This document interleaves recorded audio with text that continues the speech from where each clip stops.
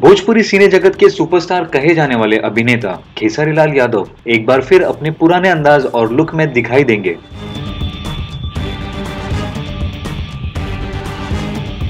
आज से करीब 10 साल पहले जो खेसारी लाल की छाप थी, जिस किरदार के लिए वे जाने पहचाने जाते थे, भोजपुरी सिनेमा जगत के शीर्ष अभिनेताओं में शामिल होने के बाद भी वो अपने पुराने किरदार से खुद को नहीं निकाल पा रहे हैं। एक औरत के लुक में नजर आएंगे।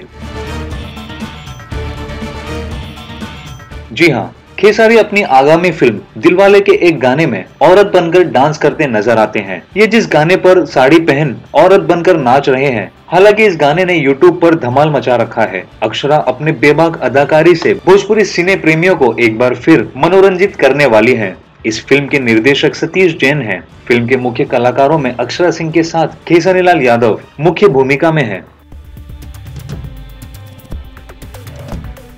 तो खेसारी लाल यादव का ये लुक आपको कैसा लगा? शेयर कीजिए कमेंट बॉक्स में और भोजपुरी जगत की तमाम ऐसी खबरों के लिए सब्सक्राइब करें हमारा चैनल स्पाइसी भोजपुरी।